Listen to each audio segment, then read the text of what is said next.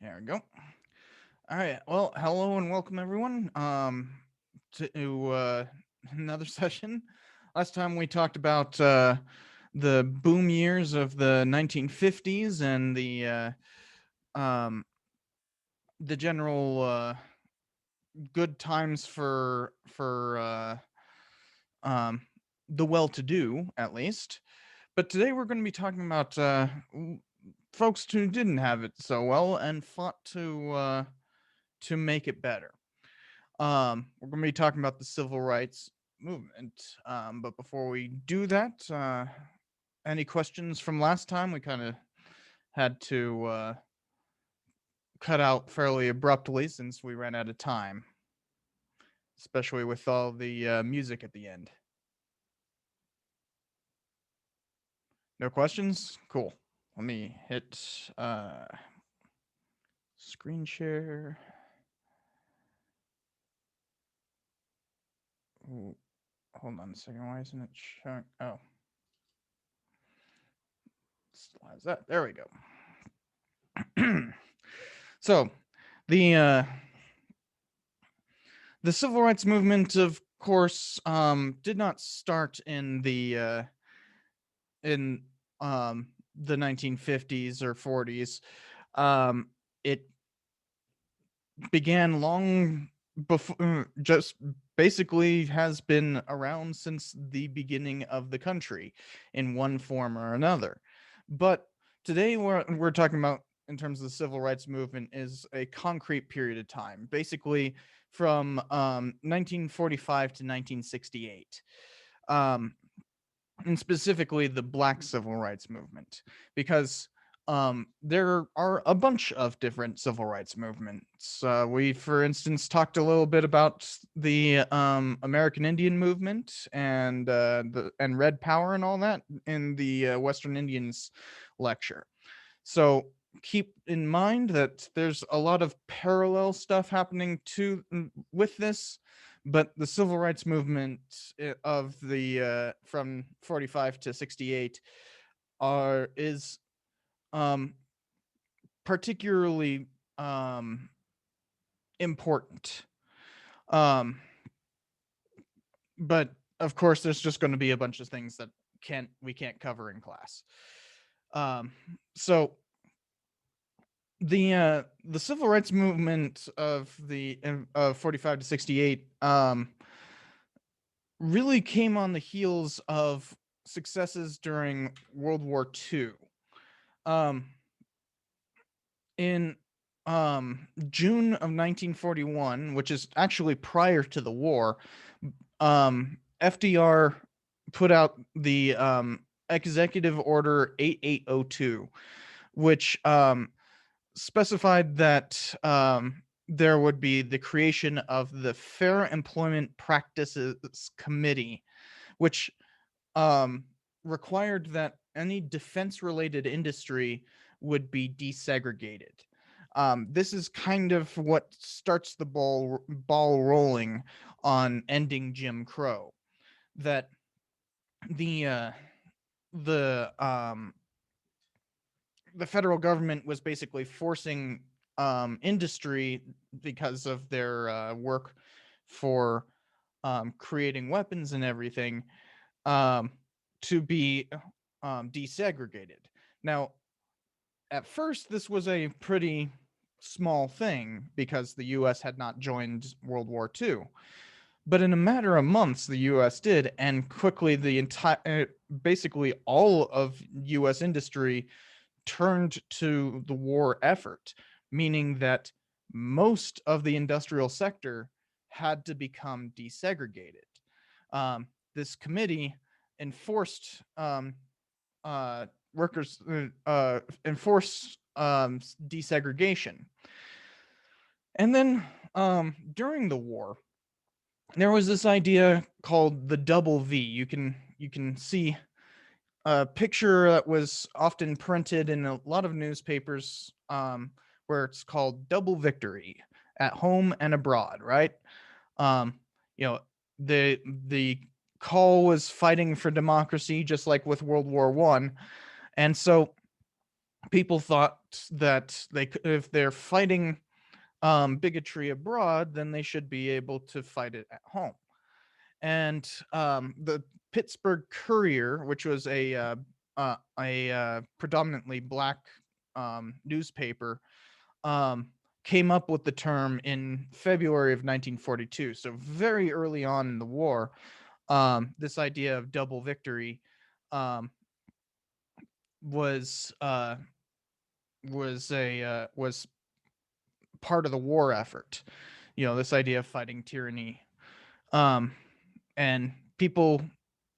You might remember this idea of the new Negro from World War One, which kind of led to more militant um, civil rights work right after World War One, and kind of got uh, suppressed, to say the least.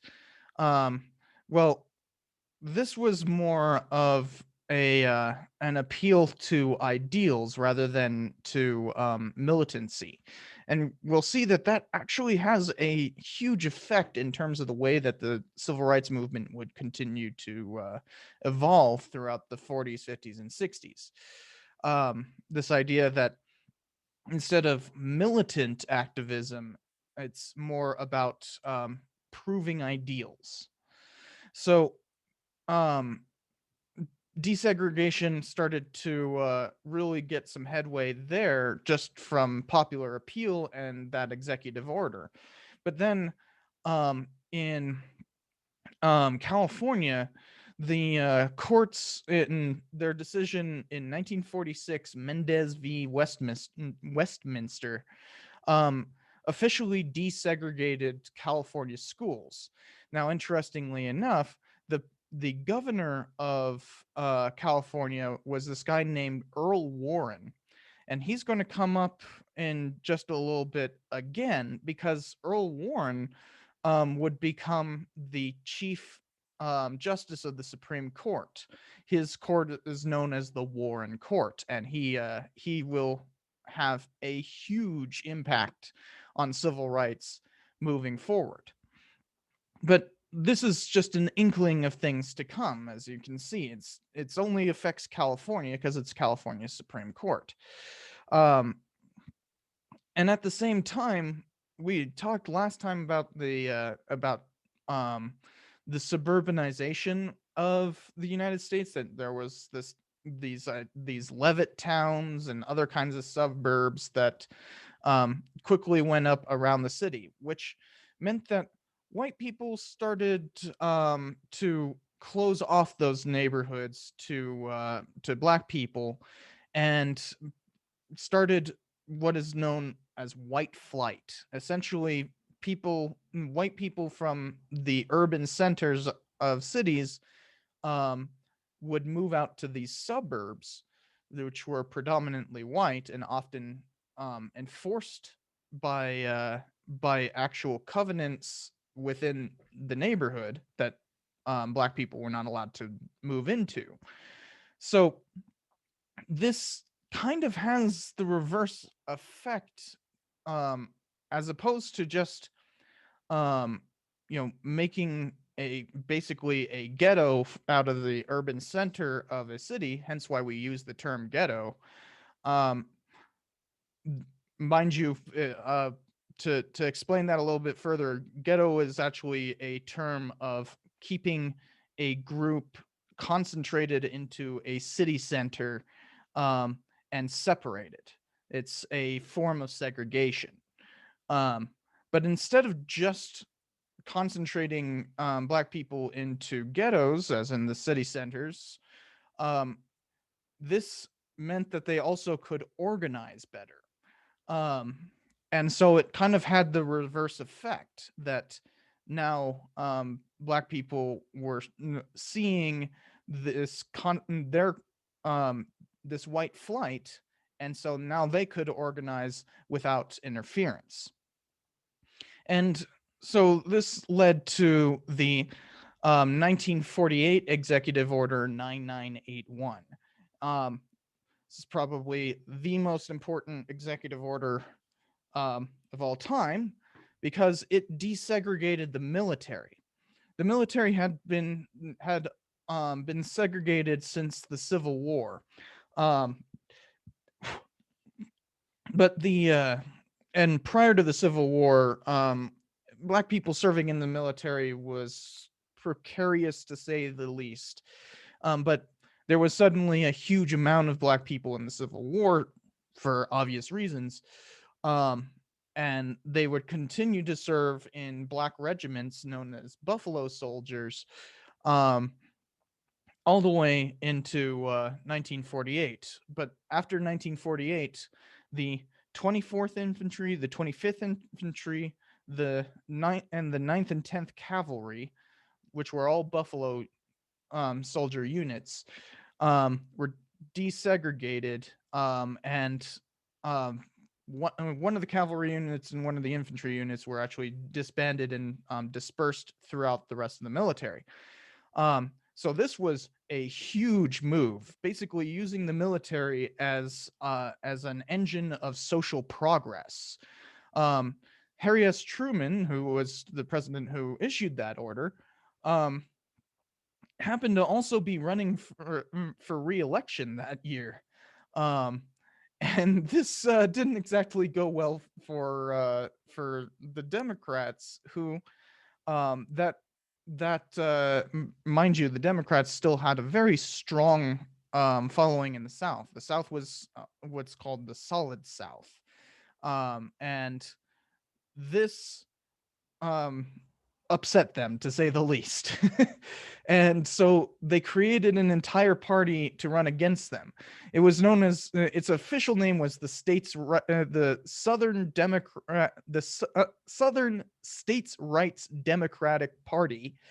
But as we can tell, that states' rights is often a dog whistle for other kinds of bigotry. And these are pro-segregation Democrats, who basically formed their own party, and that's why it's just called the Dixiecrats. And everybody thought that Truman was going to lose the election because of this split in the party, to the point that newspapers the day after were printing that he had lost.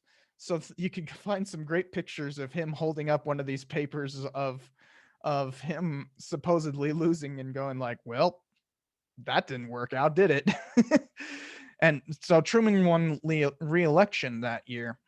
But you can see the sides kind of starting to form. That Southerners especially would try to fight against this rising tide of civil rights. But that tide kept flowing and kept gaining momentum. So several organizations formed were formed to kind of fight this fight. The NAACP had already been around since the 19-teens, and they'd been really fighting against lynching in the 1920s and 30s. And so it's called the National the the National Association for the Advancement of Colored People. It's hard to say for some reason. And these were kind of the first people to really organize with this idea of civil disobedience. So civil disobedience is not exactly a new idea by the 1940s. In fact, it's coined by a guy named Henry David Thoreau in 1849. And throughout the 1940s, for instance, you guys probably have heard of Gandhi. He used Thoreau's ideas of civil disobedience to fight the British Empire in India. And so this became kind of a model for the civil rights movement. And civil disobedience is essentially peaceful protest that that it's nonviolence. But it also is about publicizing when things do turn violent. Not that they turn violent by the protesters, but by police, um, or any other form of law enforcement. Um, so it basically requires that protesters take punishment, and it appeals to lawmakers who who they can use these kinds of incidents to appeal for change. So the NAACP was already practicing this in the 30s. For instance, they constantly protested the White House about trying to get anti-lynching laws, but you might recall from the 30s, from the Great Depression lecture, that the Southern veto kind of overrode that. But with right during the during World War II, with that whole idea of the double V, new groups formed to really push for that, especially the Congress of Racial Equality, or CORE. Um, and they became kind of the forefront of um, organizations fighting against Jim Crow after the war. Then you had the Southern Christian Leadership Conference, which was a group of black churches that joined with CORE to really fight against racism. Eventually, um, the leadership of this conference would become Martin Luther King. King became president of the SCLC in 1957, and would remain so for the rest of his life.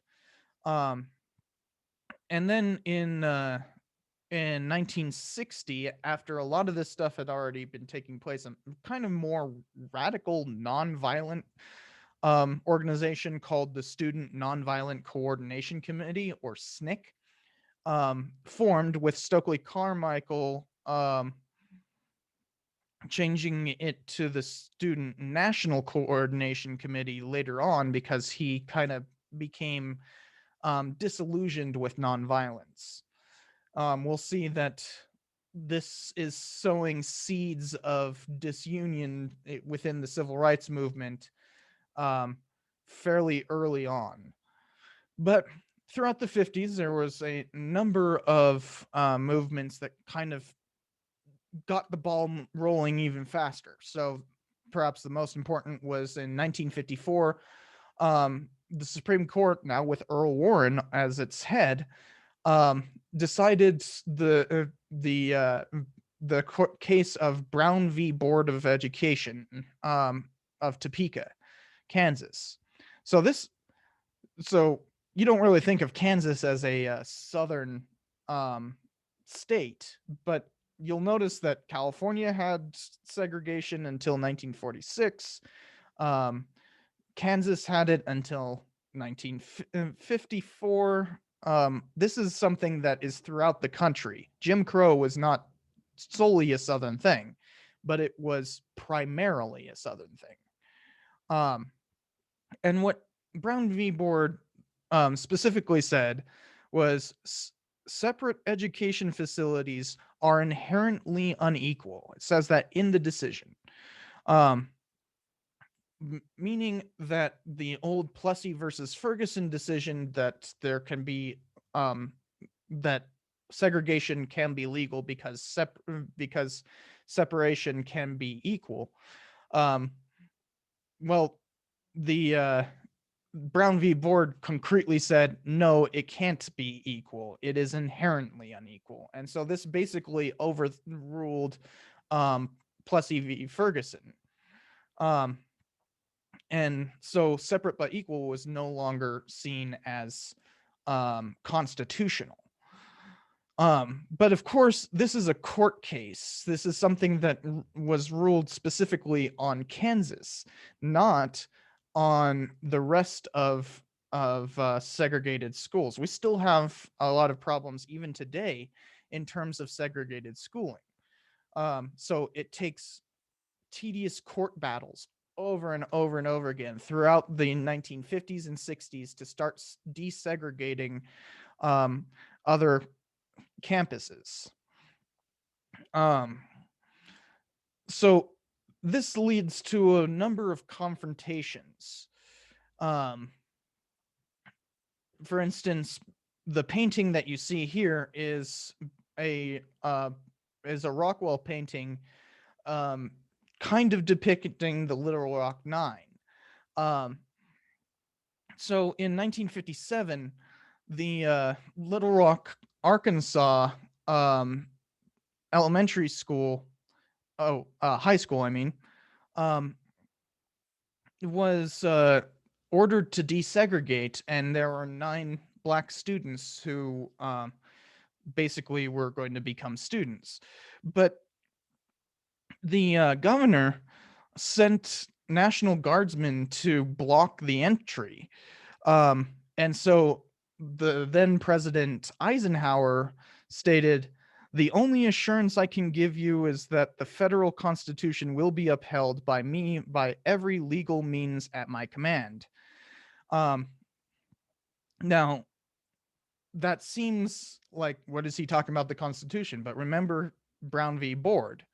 He's specifically stating that he's going to move those National Guardsmen in any way possible. And so he actually declared an insurrection using the Insurrection Act, and sent in the 101st Airborne to remove the Guardsmen from the way of the Little Rock Nine. So this was a big deal, but then Governor Orville, instead of dealing with just dealing with it and taking the L, he closed the school. And so for an entire year, which is known as the lost year, Little Rock didn't have a high school. That all the students just had to stay home. And so uh, it it did get desegregated after that year, but only after Governor Orville was not reelected. So you can see this kind of fighting going on. And before that even took place, you had the Montgomery bus boycott in Montgomery, Alabama. This was led by Martin Luther King and the SCLC, and essentially they took a number of incidents where people refused to give up their to separate themselves on a bus, um, and they used this as a reason to boycott the busing system, and all they did was walk instead of taking a bus, and this was actually highly effective, and the Montgomery bus system was desegregated as a result. Um, the Another movement that started in 1960 was what were called sit-ins, and essentially people would come in and sit um, at a segregated cafe. Essentially, um, cafes would say like "no black people," and so black people would just come in and sit, and they would just sit there. That's all they would do, and take a beating or two, as people tried to remove them. But the whole goal was to just sit there, and this started in Greensboro in 1960, um, and this was an attempt to desegregate private establishments. Technically, at least constitutionally, a business can refuse service to anyone if they please. So this is more fighting a de facto Jim Crow rather than de jure. Um, they're trying to shame the business into desegregating. Um, and you'll see that these beatings that people incurred from just sitting down, um, would get broadcast on the news in that, meaning that now the entire nation is taking part in this conversation about shaming private businesses into desegregating. Um, so these are highly effective measures, especially when it turns to violence by people trying to stop the protest. Um, Another tactic that they started in 1961. You can see how the new tactics are built up over time, just one after the other. Um, were the freedom rides. In 1961, um, the these people tried to keep the momentum going from the Montgomery bus boycott by busing people across the United States in desegregated buses, and they just ride into places that was technically illegal.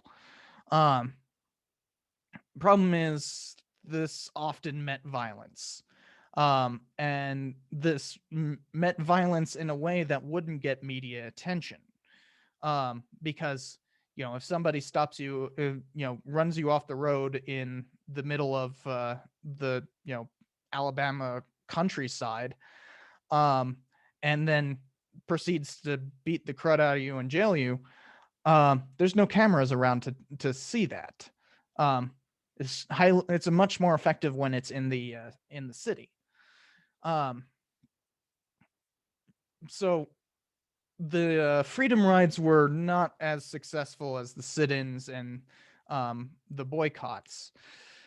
Um, but also universities started to desegregate. And in 1962, Ole Miss, the University of Mississippi, um, was ordered to desegregate. Basically, the last university to be forced into segregation. The problem was, of course, the white students protested. The one person who was going to, the one black man who was coming in, um, and they rioted and tried to, threaten to lynch the guy and everything. And so, just like with the Little Rock Nine, um, the the Kennedy administration declared an insurrection and sent in federal troops to occupy the campus. And throughout for the rest of the school year, for the rest of the semester, um, Ole Miss was occupied by the U.S. Army, basically for this one guy. Um, and so you can see that there's a lot of backlash, but the federal government is starting to move against Jim Crow, and especially the Kennedy administration took this uh, a little bit further and started suggesting major major enforcement, more than what had already been done, which we'll get to on the next slide. Um, but in 1963, this all really picks up with the Birmingham campaign, where there was a series of protests in Birmingham, Alabama, even a riot or two that kind of followed on the wake of this, of trying to desegregate all this stuff. And because of the riot, Martin Luther King was jailed, and his letter from Birmingham jail um, was became one of the most poignant messages of the civil rights movement. Um, but this is how civil disobedience works. You have to take the punishment of the laws that you're violating in order to protest it. And the and that's precisely what MLK was doing there. Um but the main opponent of this campaign was the governor of Alabama, a guy named George Wallace. Interestingly enough, Wallace was an ardent segregationist, but he was actually kind of seen as a centrist, oddly enough. Um, During this campaign, he made this statement that he would always fight for, quote, segregation now, segregation tomorrow, segregation forever. He was actually campaigning for that. And there was a further right leaning uh, opponent of his that was, wanting to do worse, believe it or not. So he was actually seen as kind of a centrist, but still quite the segregationist. Um, and he'll come up a few more times too. So the Martin Luther King kind of uses the publicity of all of this to start fighting for federal change. And so he organizes this March on Washington in 1963, um, called the March on Washington for Jobs and Freedom. Um, and it had around 250,000 attendees. Um, a 250,000 people showed up in Washington. Um, and so they organized on the National Mall, had a bunch of speeches, and funny enough, MLK wasn't actually supposed to speak that day, but they had to replace somebody else, so he used a speech that he had used up in Detroit um, to kind of offhandedly um, do the final speech for this event, which became the "I Have a Dream" speech. Um, you know, probably one of the most important pieces of oration in American history. Um, so with all of this momentum behind the civil rights movement, the federal government really did start responding. Um, Now, there were senators who were trying to really push against this. For instance, Senator Byrd um, was um, gave it its name called Massive Resistance. Um, and essentially, they would fight any kind of federal law whatsoever in every way. So they would use all white juries, um, try to make sure that judges dismiss appeals, and of course, threaten any kind of positive judicial action with with Ku Klux Klan violence. Um, the Byrd himself participated in some of these this fight against civil rights acts with the with filibusters. And essentially a filibuster, we see it in Congress all the time.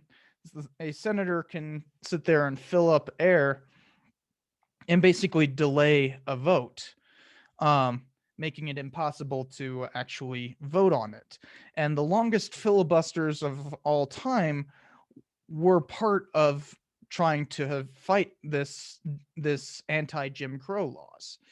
Um, so Strom Thurmond filibustered against the 1957 Civil Rights Act, um, and for more than 24 hours. He actually stood up and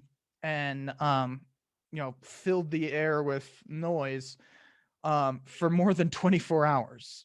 Um, he had to piss in his own pants to do this. The um, and in 1964, to fight against the Civil Rights Act in the Senate, a group of senators filibustered for 75 hours. That's the longest filibuster, well, standing filibuster in American history.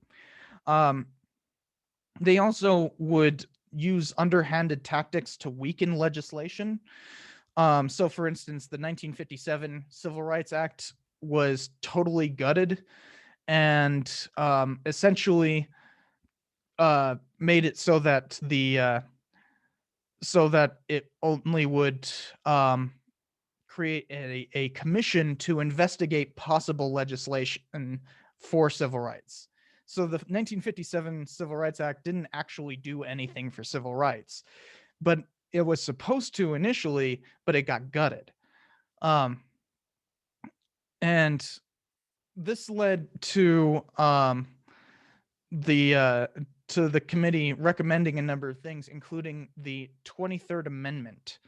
The 23rd Amendment was passed in 1960, but it would take a full year to ratify, and it basically made poll taxes unconstitutional, one of those key parts of disenfranchisement. Um, but having it in the Constitution doesn't mean that it will be enforced. And so it took the March on Washington to really get the ball moving on a new Civil Rights Act. John F. Kennedy campaigned for it after he had been kind of waffling on legislation. After all, he was a Democrat, and the Democrats still had a lot of Southerners in their party that were, people like Strom Thurmond and Robert Byrd were Democrats. Strom Thurmond would actually change to being a Republican later on in his career, but the uh, the uh, the biggest thing towards moving towards actual legislation on this was John F. Kennedy being assassinated. Um, Only a couple weeks before he was assassinated, he made a public address on television saying that this Civil Rights Act needed to be passed. And then he got assassinated. So it was kind of seen as his like last will and testament. And so his successor, Lyndon Baines Johnson, the one that you can see right here, sitting right in front of Martin Luther King, became a huge advocate of these civil rights moves. And so the 1964 Civil Rights Act passed, basically mandating the end of Jim Crow. Now this made it so that certain forms of segregation were completely illegal at the federal level and gave an enforcement mechanism for that. But some forms of disenfranchisement were still around. You might remember from the Jim Crow lecture that there was registration through referral and literacy tests and that kind of thing being used to disenfranchise Black people. And MLK used this registration by referral thing to his advantage to to bring about more protests. And so he sent a bunch of people to register in Birmingham and Selma, Alabama, to try to get registered. And by using what they were denied voter registration, they used that as a means of protest. That's what they were actually protesting. And so the idea was that they would march from Selma, Alabama to Birmingham, Alabama. And these Selma protests became the stuff of legend. The first time that they tried to go, the Alabama government stated that they didn't have the right to to cross from Selma. And so um, to get out of Selma, you had to go on this bridge called the Edmund Pettus Bridge. Um, and technically, once they crossed that bridge, they would be in violation of the law. Of course, this is the civil rights movement. The whole point is to violate the law. Um, they're protesting that law. So the the as they're coming down from the bridge, there's a bunch of police on horseback and with tear gas and everything, um, and they just charge in and beat the protests silly. Um, it's known as Bloody Sunday, um, and this was, um, terrible. A lot of people got hurt, and everything, but it was incredibly successful for the civil rights movement. This because LBJ was kind of waffling just like his predecessor um, on any further legislation. After all, they had just passed the 1964 Civil Rights Act, but seeing this on television, constantly showing it, um, was enough to get the ball rolling. Um, they try two more times to march from Selma to Birmingham. The second time, MLK was actually with them. The first time he wasn't actually there, but the second time he was there, and because of it's still kind of a huge question. He had everyone take a knee and pray at the top of the bridge and then turn around back into Selma.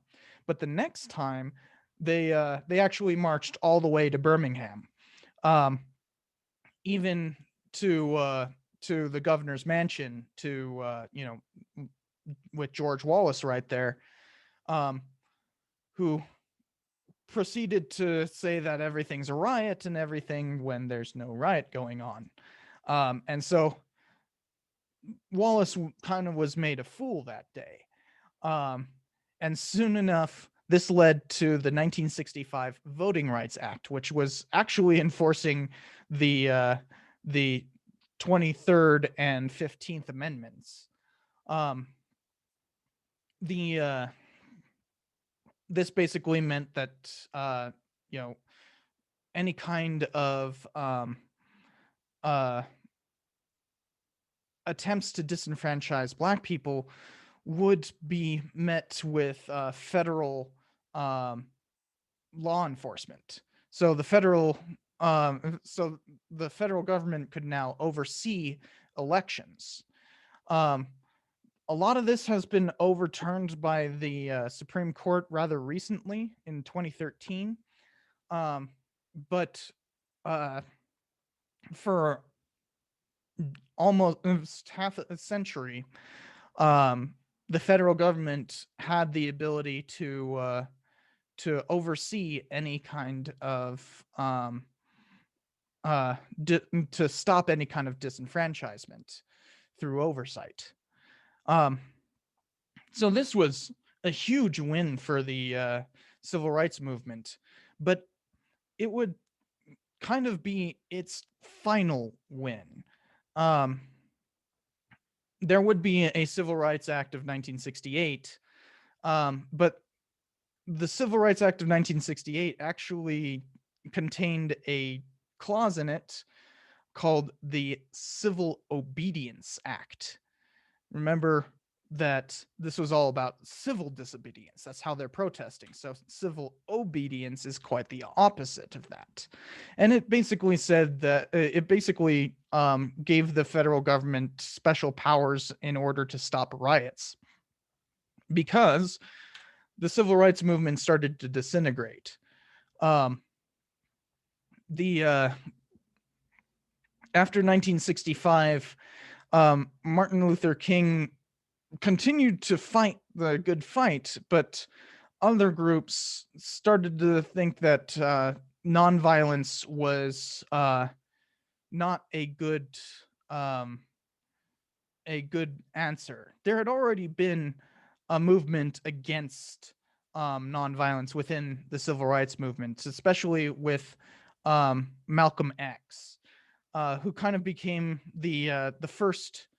um, the first kind of big opponent of nonviolence, and he proposed what he called Black Power, um, and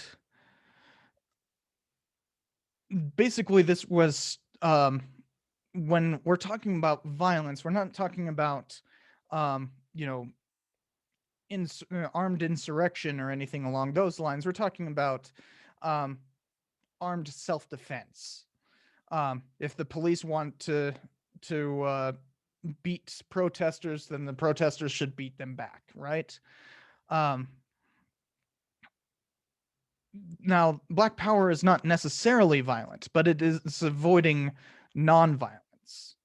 Um, they're not just going to take a beating. Um, and so Malcolm X was like the first big proponent of this. He had been part of a group called the Nation of Islam um, prior to 1964, when he had a big falling out because the nation wasn't radical enough to him. And the other thing is the Nation of Islam has some really anti-Semitic tendencies. Um, the So he instead created the Organization of Afro-American Unity. Um, this was kind of the progenitor of Black Power um, parties. So SNCC would eventually see the the reason in Malcolm X's arguments um, right after he was assassinated in 1965. Uh, that same year, there was the Watts riot in LA, um, and SNCC changed that N from nonviolence to nation as uh, this continued to morph away from nonviolence, um, which eventually led to the creation of the Black Panther Party in 1966. It was a political party, but had a much more militant air to it. Um, they The main way that they went about fighting for desegregation and civil rights was to promote community building. So they'd run like soup kitchens and stuff like that, community outreach. Um, but they also advocated like open carry, um, which led and this was happening in California. Um, and so the governor of California happened to be this guy named Ronald Reagan. Um, kind of started freaking out about this, about all these people dressed up in black, because that's just the Black Panther Party kind of uniform.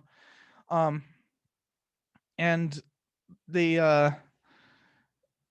would even tail police to make sure that like police weren't arresting people on illegal charges. This actually led to a couple of shootouts, where one of them definitely was started by a Black Panther, but the other one's much more in question.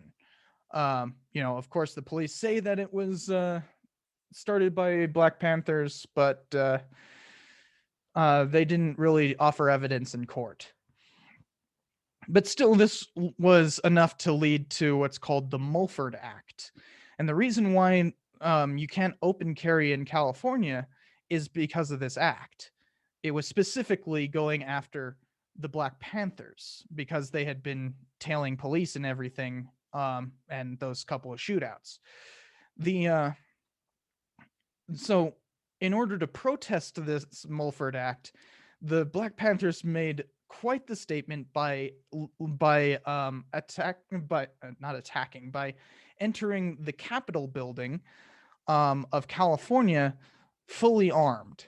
They milled about on the steps and in the foyer with armament. this had the opposite effect. They basically sped up the Mulford Act by doing that, um, and Reagan signed that act pretty quickly afterwards. So they became even more militant after all of this, leading to the Black Liberation Army. And this was a paramilitary arm of the Black Panther Party. And the BLA um, supported open terrorism. They did so from 1970 through 81, but periodically, because they were a terrorist group, would get disbanded by um, investigations and whatnot. But also, they would end up killing each other through various power struggles within the BLA. So um, the Mulford Act kind of had its intended consequence by um, ruining the Black Panther Party and turning them even more radical to the point that they were terrorists. And all of this is going on ideologically, but at the same time, there's a series of race riots throughout the 1960s. You might remember that Birmingham had a riot associated with it in 1963, but that was able to be tamped down by the rhetoric of Martin Luther King. He was vehemently against riots, but in Watts, the first of these major riots, Watts is a suburb of LA. Um, the a riot broke out because police had supposedly killed a pregnant black woman. In reality, that was false reporting, but the truth doesn't really matter to people once they get angry. And the Watts riot left 34 people dead. Couple years later, a series of riots throughout the entire United States erupted um, in 159 cities, 159, killing at least 85 people throughout what is known as the Long Hot Summer. Most of these riots were related to police brutality. Sounds kind of familiar, right? And the the riots were somewhat unkempt, to say the least. And then in 1968, Martin Luther King was assassinated. His assassination led to another round of riots, more than 100 throughout the nation, leaving more than 40 dead. The worst of these riots was in Washington, D.C., which is why in the 1968 Civil Rights Act, they included that Civil Obedience Act. It was because of these race riots. Obviously, this is not a good look for the civil rights movement, and it really lost its momentum throughout all of this. Because as you could see throughout the 50s and early 60s, it was more about maintaining an image. It was about civil disobedience, not about, some making sure that, things were forcefully desegregated. It was about shaming the nation into desegregating. But now the tables were turning to shaming the civil rights movement. Though there were some civil rights in the Civil Rights Act, but it mostly pertained to American Indians. This was kind of the end of termination policy, if you remember that lecture. But the specific provisions to stop rioting really curtailed protests. All this, you see this kind of rhetoric a lot, right? Where there is, open opposition to rioting is used to stop peaceful protests. Um, and so the civil rights movement floundered from then on, but we are kind of seeing a resurgence as of recent. Um, so throughout the 1970s, intellectual circles experienced what's called the cultural turn. This was essentially people coming to realize that culture mattered a great deal more than like explicit legislation. So now, now the idea became more about um, making Black people culturally um, equal as well. That's why sometimes we'll hear talk about um, the idea of like microaggressions and stuff like that, where these these ideas originate in that cultural turn, that it's more about culture. Um, of course, throughout the 1980s and 90s, this this cultural turn was used against the civil rights movement, um, because people said that that there was a culture of poverty.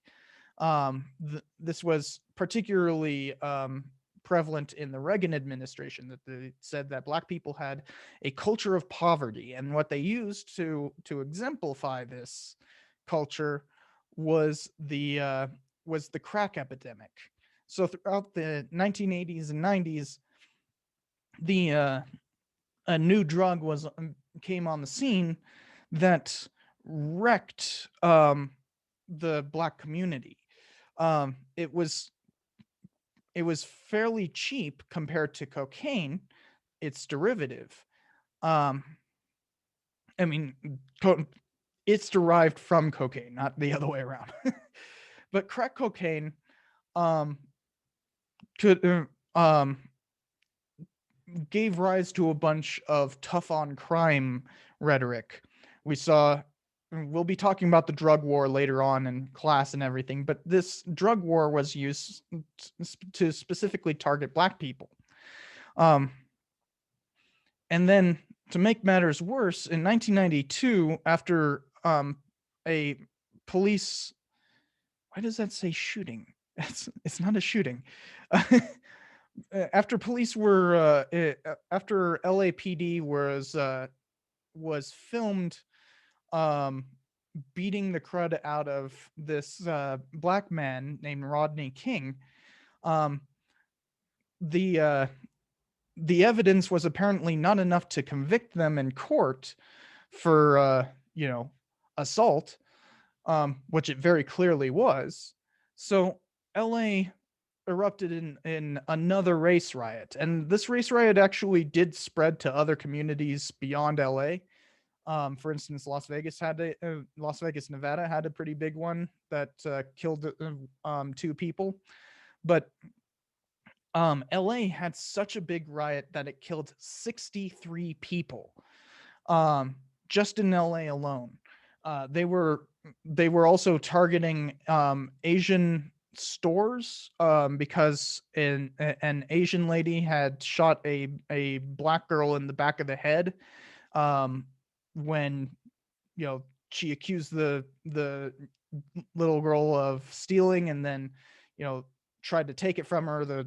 An altercation happened, and then the girl started to walk away, and this lady shot her in the back of the head and only got house arrest. So you can see the backlash is also towards the Asian community as a whole. And so some of this erupted into sniper fire on the top of the roofs of LA. And that this is 1992. Some of you may have been alive then. So this isn't that far off. So this intensifies this rhetoric of the culture of poverty and all that kind of stuff. And so people started trying to change that perception, and this led to the Million Man March, which had anywhere between 500 and 900,000 people attend, who tried to march on Washington, much like MLK's March on Washington back in 1963. This was mostly just a show of solidarity. Remember, this is about culture rather than actual legislation. But it instilled this idea of trying to fight against this idea of a culture of poverty and all that, and mass incarceration and things along those lines. This kind of making Black people to be somehow lesser through culture. And this idea has had huge effects. And that's part of why we hear a lot of talk about social justice and stuff like that today. An important thing in terms of furthering this was the election of Barack Obama in 2008, the first Black man to be president. But the election basically managed to avoid discussions of race and tried to kind of bury the lead through this idea of color blindness, that it should be culturally accepted that we never talk about race. But more recent events, especially during Obama's presidency, made that somewhat impossible. The first of these was the shooting of Trayvon Martin in Florida, which sparked a national debate on racial violence. And then a police shooting in Ferguson, Missouri, led to a bunch of protests and a few riots. Not anything major, but what came out of that was the Black Lives Matter movement, which today, I need not say much more beyond the fact that it is striving to make change. And that's where we are today, is kind of a question of whether or not we are in a new civil rights era, if progressivism is starting to come back or anything along those lines. But there has been a steady move towards social justice. With all that being said, let's see here. We have 15 minutes left. Perfect. Let me stop sharing. So the first question I have for you guys is, are we in a new era of civil rights?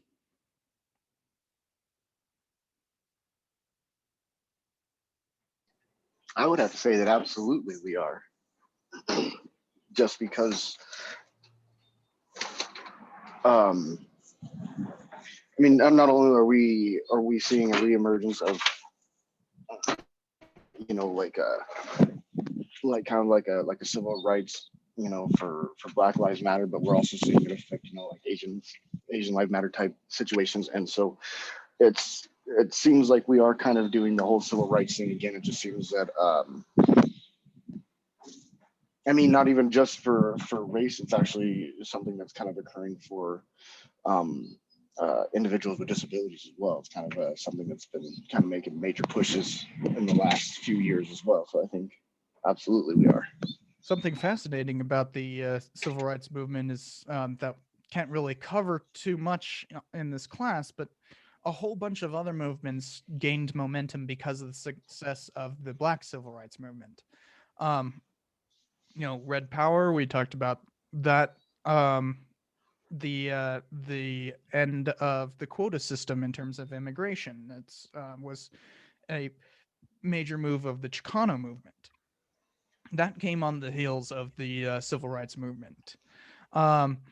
The the Americans with Disabilities Act would eventually be passed. The ADA is rules that there's that buildings have to have certain accommodations for people with wheelchairs and that, and it also specifically outlaws discrimination on in terms of workplaces, and that, at least if they have anything to do with the federal government, which is, most major companies. Um, so a lot of that stuff does actually follow on this. But When it comes to Brown versus Board, that was, I know, specifically in terms of kind of racial segregation, but I think do you think that kind of had that kind of set the predecessor for taking that into the realm of students with disabilities as well, like non-discrimination against them as well? Yeah, that's part of the ADA. Right. Okay.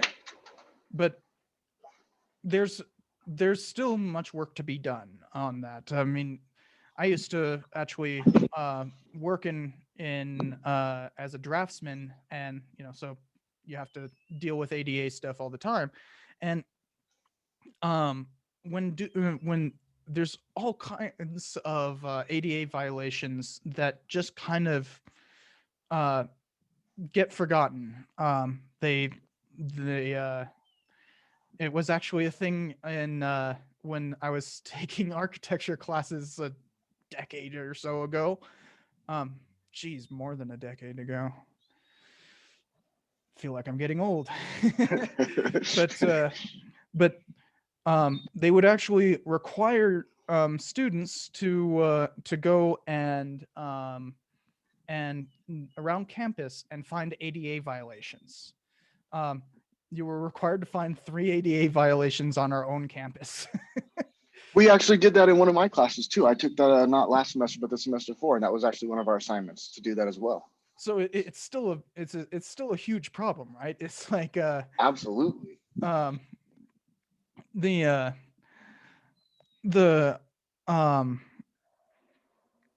there needs to be activism in order to kind of push for more enforcement of that.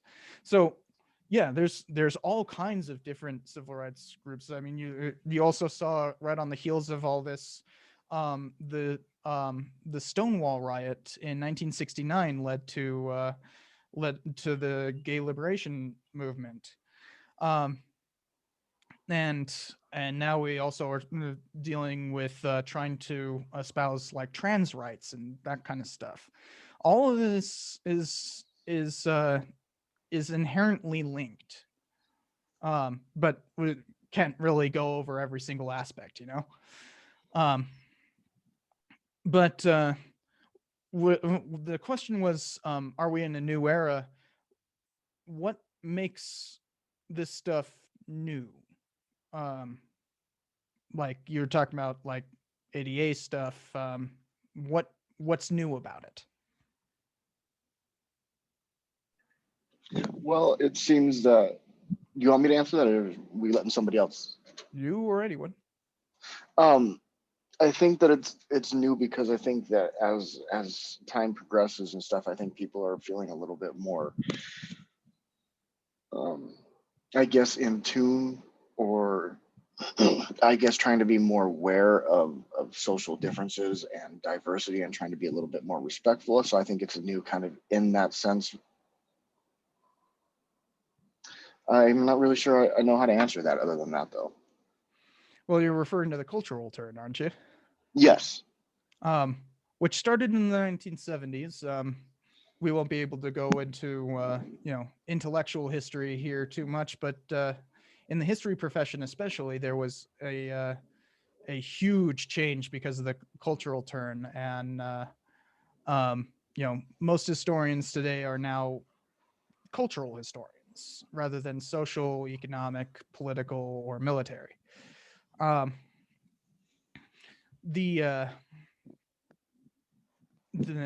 mean, I'm a cultural historian, but they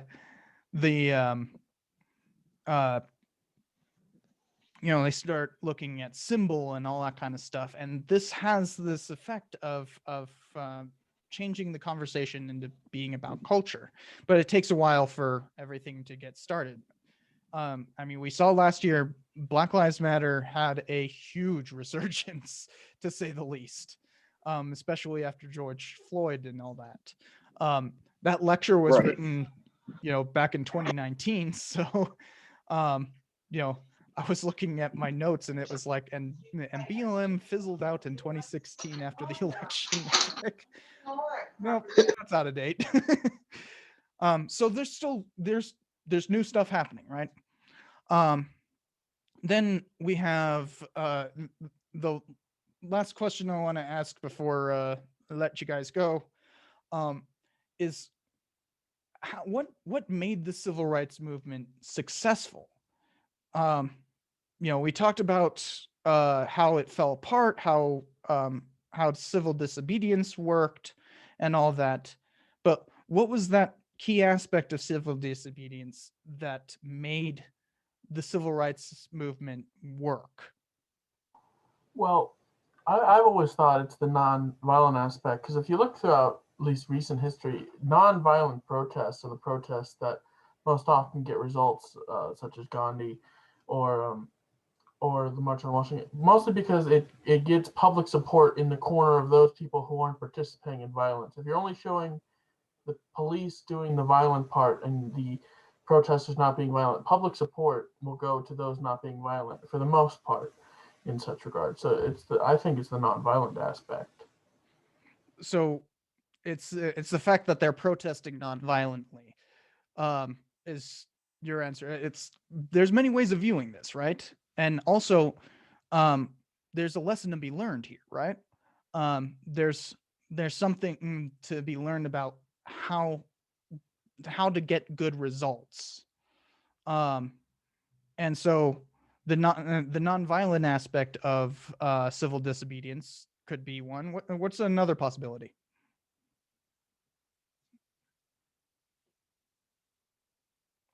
Always have a camera on hand, or any kind of camera. Just make sure it's documented. It needs to be documented. It doesn't matter what happens off a camera where people can't see. That does not matter at all. You need to make sure people know what's happening. Yeah. I mean, that's the lesson of the freedom rides, right? That they were able to be stopped because nobody was watching. That's a hard lesson to learn. I mean, we saw a lot last year with people kind of making excuses for there's a stray hair flying around here. the people making excuses for the violence of the riots and all that kind of stuff. And that's exactly what led to the disintegration of the civil rights movement, and things like the Civil Obedience Act, blatantly anti right to assemble piece of legislation, blatantly anti First Amendment. Because you have the right to petition and you have the right to peacefully assemble. Those are enshrined in the First Amendment, and yet that civil right was curtailed by a Civil Rights Act. And part of that is this need for peace, nonviolence, and that if the police are the ones doing the attacking, like we saw in Lafayette Park, I think it's called, in Washington, D.C. last year, have cameras on hand so that you can prove that it wasn't the protest that became violent, it was the police. That's a really powerful way of looking at it, and it's how we can learn from the past to improve the future. So I hope you guys kind of got a good sense of how the civil rights movement worked on all that, and how it was successful, and maybe that we're in a new era. With that being said, I will see you guys on Tuesday to talk about a little less fun of a topic, the Vietnam War. Have a good day.